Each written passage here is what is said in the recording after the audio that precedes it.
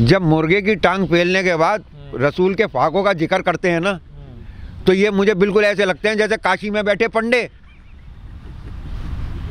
मतलब both are same. इनकी भी रोटी उसी से चल रही है। आप देखिएगा, तर मुर्गा मुसल्लम सूदेगा मुल्ला पूरा। और उसके बाद जब वो बैठेगा बात करने के लिए और रसूल के फाकों का जिक्र करेगा तो आंखें भर आएंगी उसकी। खुद हो रहा है 130 किलो का, और रसूल के बारे में बात करता है। अरे इंसानियत को रोशनी है वो। ये अगर इनके रास्ते पे नहीं चलेगा। फ्रांस में सबसे तेजी से युवा जो हैं, जो कन्वर्जन हो रहा है वो इस्लाम की तरफ हो रहा है। वो इन जैसे मुल्लाओं को देख के नहीं हो रहा, वो उस मैसेज पे और उस कैरेक्टर पे हो रहा है। 1400 साल हो गए, लोगों को अपने परदादा दादा की याद नहीं रहती है। मोहम्मद आज तक जिंदा है, रोशनी है। अरे भाई, उनकी जिंदगी को रोशनी बता रहा हूँ। इन मुल्लाओं की जिंदगी से कोई इंप्रेस नहीं होता, जिनका आप ये कहते हो। ये थूकने का भी फतवा था, जिसने दिया उसके 4 जूत मार लो। तुमसे ना लगे मुझे बता दो, मैं मार लूंगा। क्या आपको भी लगता है कि जिस तरह से बुल्ली ऐप में मुस्लिम महिलाओं को निशाना बनाया गया था, तो जावेद हबीब ने बदला ले लिया है उस महिला के सिर पे थूक के, हिंदू महिला के सिर पे थूक के? भाई अगर ये वाली वर्ल्ड वॉर हो तो मुझे मंजूर है। गोली बम नहीं चले, तुम वहाँ पे उनका ऐप बना दो, ये यहाँ पे थूक दें। तुम उनका ऐप बना दो, यहाँ पे थूक दें। या तो तुम्हारे ऐप खत्म हो जाए तो ये जीत जाएंगे, इनका थूक खत्म हो जाए तो तुम जीत जाओगे। वर्ल्ड वॉर ऐसी वाली करवा लो ना। तुम्हें मुल्लाओं से भी दिक्कत है, तुम्हें पंडितों से भी दिक्कत है, किसान से नहीं है। गुप्ताओं से तुम परेशान हो, अग्रवालों से तुम परेशान हो? नहीं, मैं परेशान किसी से नहीं। मित्तल से भी परेशान हो आपने अभी कहा। नहीं, मैं देखिए एक बात बता रहा हूँ मैं आपको। आप इतने सारे नाम ना गिना, सिर्फ 2 में समेट दें। Classification is must. एक जैनियों से और एक अग्रवंशियों से। ये बाकी सब नाम 21 तो कुल हैं इनके। अच्छा मुझे एक बात बताइए, अभी सभ्यता खत्म हो गई, कोई ऐसा काम हो गया, उसके बाद फिर इंसान जागा और फिर खुदाई करके, जैसे आज पुरानी चीज़ें निकालते हैं और हमने आने वाली पीढ़ियों ने खुदाई करी हिंदुस्तान की, तो सबसे बड़ा राजा कौन होगा हिंदुस्तान का? बताइए। वो लोग इतिहास में से क्या लेंगे कि वो क्या लिखेंगे कि सबसे बड़ा शासक इस भूमि पर राज्य करने वाला कौन था? क्या लिखेंगे? जम्मू से लेकर और कन्याकुमारी तक, मद्रास, और गुवाहाटी से लेकर चौपाटी तक, सब शहरों के चौराहों पे, खासतौर से मेन चौराहे पे महाराजा अग्रसेन बैठे हुए हैं, जिनका इतिहास में एक लाइन का जिक्र नहीं मिलता भाई साहब। महाराणा प्रताप नहीं है, शिवाजी महाराज नहीं है, गुरु गोविंद सिंह नहीं है, किसी की नहीं है। सबसे ज्यादा मूर्तियां महाराजा अग्रसेन की हैं। आपकी बेवकूफ़ी और अपने पैसे के बूते पे वो री राइटिंग ऑफ हिस्ट्री कर रहे हैं।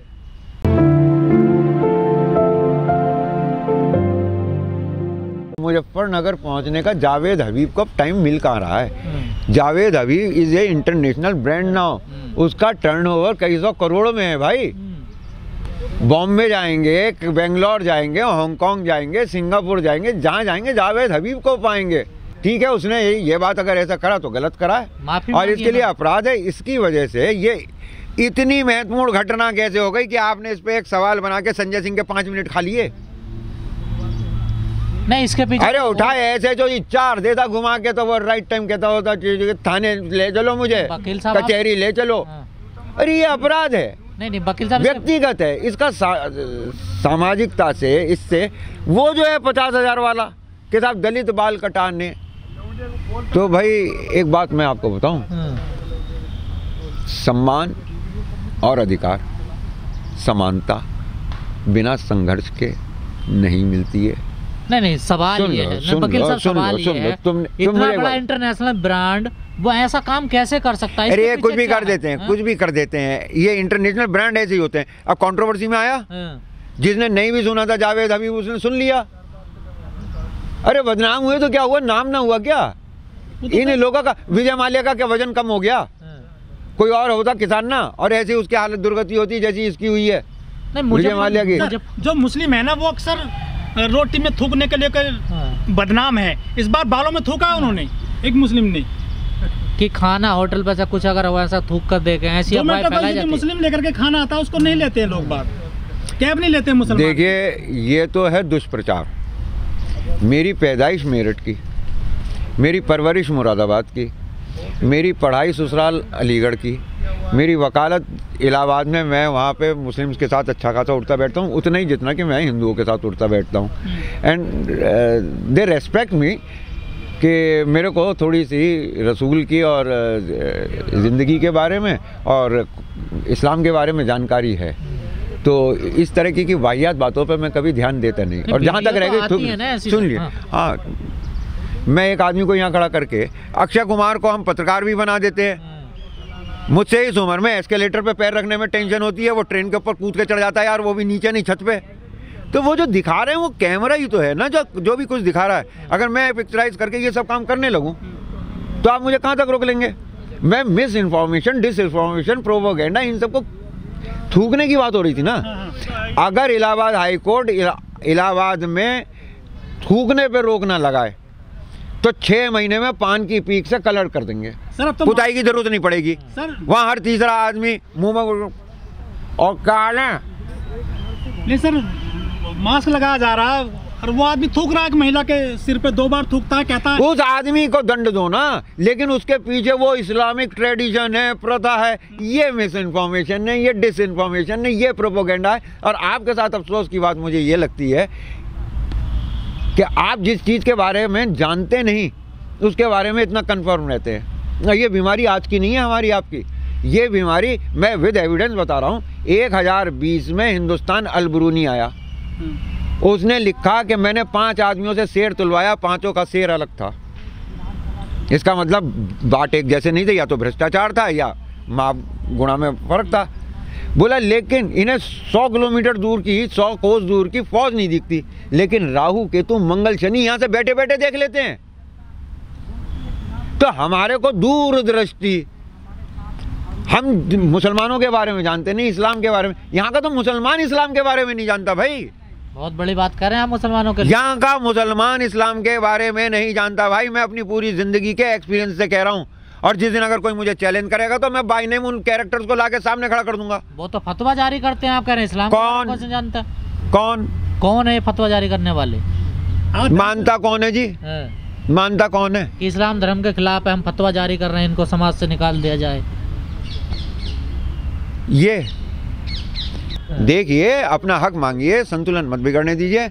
आप पूछिए सरकार से कि भाई आधों को तेल दे दिया मुफ्त में और उस आधे के पैसे ले लिए दुगने करके हमसे, कि इसमें अडानी सेठ का क्या गया? लोग कहते हैं कि वकील साहब पगला गए हैं।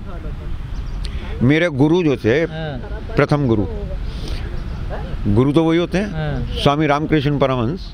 उनके लिए वो विवेकानंद के भी गुरु थे, इसलिए हमारी संस्था है नरेन के साथी, हम विवेकानंद के साथी हैं।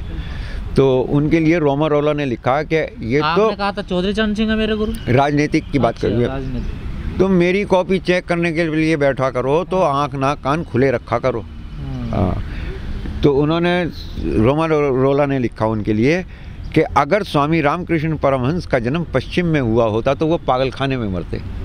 ये तो पूरब की दृष्टि की गहराई थी, उनमें संत मिला।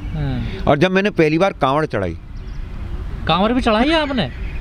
अरे भाई आप एक बात बताइए, जब तक करके नहीं देखेंगे पता कैसे चलेगा? शराब पीना बुरी चीज है, इसे पी के नशा हो जाता है। बहुत बार सुनी, नहीं समझ में आई, एक दिन पी के देख ली, टन देने से लगी, समझ में आ गई। तो एक बार ट्रायल करके कोई बुराई नहीं। कुछ चीजें ऐसी जिनका एक बार भी ट्रायल नहीं करा। कहाँ चढ़ाई थी? हरिद्वार से चला था और जिला झुंझुनू, चिड़ावा एक जगह है, जिला झुंझुनू राजस्थान में। वहाँ पंडित गणेश नारायण जी का मंदिर है। उन्होंने शमशान में भगवान भूतनाथ स्थापित करे हैं। भगवान भूतनाथ के ऊपर मैंने कांवड़ चढ़ाई थी। ये तो गलत करा ना, अपने शिव जी के ऊपर चढ़ता है। भगवान भूतनाथ भगवान शिव जी की नकालों से सावधान, इनकी कोई ब्रांच नहीं है। भगवान शंकर के अनंत रूप हैं। जैसे तो ब्रांच तो आपने बना दी ना अभी। कौन सी? आप कह रहे भूतनाथ पे चढ़ दिया है। मैं तो जरूर नाम है उनका, अलग अलग नामों से संबोधित करते हैं अलग अलग जगह पे ही। अच्छा, तो वहाँ पे उन्हें भगवान भूतनाथ के नाम से जो स्थापित है वहाँ पे चढ़ाई। नाम चेंज करने का क्या है ये? मैं भी सोच रहा। मुझे अभी मेरे एक दोस्त ने सजेस्ट करा सीरियसली। वो मुझसे कह रहे थे कि भाई तुम भी अपना नाम संजय शाह रख लो। मैंने कहा उससे क्या होगा? बोले तो तुम अमित शाह जैसे हो जाओगे, पता नहीं चलेगा। हो जाता नाम चेंज करने से? अरे भाई नसरुद्दीन शाह से लोग कह रहे हैं तुम्हारी शक्ल और स्टाइल मिल रही है, तुम संजय शाह कर लो, हो सकता है फिल्मों में चांस मिल जाए। अब जब हेमा मालिनी तो आ गई है संसद में, तो संजय सिंह बॉम्बे चला जाए, तुम्हें कोई एतराज है क्या? वकील साहब आप सबसे पंगा ले रहे हो लग रहा है। मैंने किसी को नहीं छोड़ रहे आप। सच बोलना पंगा लेना है। मैं अपनी दिल की बता रहा, मन की बात है मेरी भी। हेमा मालिनी संसद में, हेमा मालिनी संसद में मोदी जी के साथ रहे हैं और मैं कंगना के साथ एक्टिंग करता हुआ बॉम्बे में मिलूं, कुछ बुरा है क्या पापा? ऐसा हो जाए तो हो जाने दो यार। मन है तुम्हारा भी एक्टिंग करने का? हाँ, ये ज्ञान की तो देखो एक बात, वो भी कंगना के साथ हैं। पढ़ा लिख, कॉन्स्टिट्यूशन पढ़ लिख के अगर आज तुम्हारा बच्चा LLB करने जाए और कॉन्स्टिट्यूशन ऑफ इंडिया उसे पढ़ाया जाए तो उसमें संजय सिंह का case, Sanjay Singh versus Uttar Pradesh public service commission, पढ़ाए बिना पढ़ाई पूरी नहीं हो सकती। कोई भी कॉन्स्टिट्यूशन पे किसी भी राइटर की आप कमेंट्री ले लीजिए, बुक ले लीजिए, उसमें आर्टिकल 32 बिना संजय सिंह के पूरा नहीं होता। डॉक्टर अंबेडकर से एक बार पूछा गया था कि संविधान की क्या है जान, तो उन्होंने कहा था आर्टिकल 32 इसकी जान है, और वो संजय सिंह के बिना पूरा नहीं होता। ये किताबों में लिखा हुआ है। तो सर, मेरा जो रिश्ता उनसे है वो काम नहीं आया किसी। मैंने पूरे जिंदगी में इतने पैसे कमाने की भी नहीं सोची जितनी एक रात एक दिन की शूटिंग में जो है कंगना कमा लेती है। कंगना क्यों पसंद आई आपको? कंगना के साथ ही क्यों कहा मैं उनके साथ?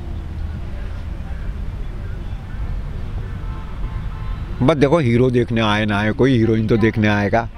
पिक्चर हिट होगी, मैं भी श्रेय ले लूंगा। तुम्हें कुछ ऐतराज है क्या? कंगना के नाम से फिल्म चलेगी, ठाए ठाए ठाए ठाए ठाए ठाए लोग देखने आएंगे उसे, और मैं कहूँगा देखा मोदी जी की तरह ऐसे गाड़ी से उतर के ऐसे हाथ हिलाऊंगा पब्लिक के सामने।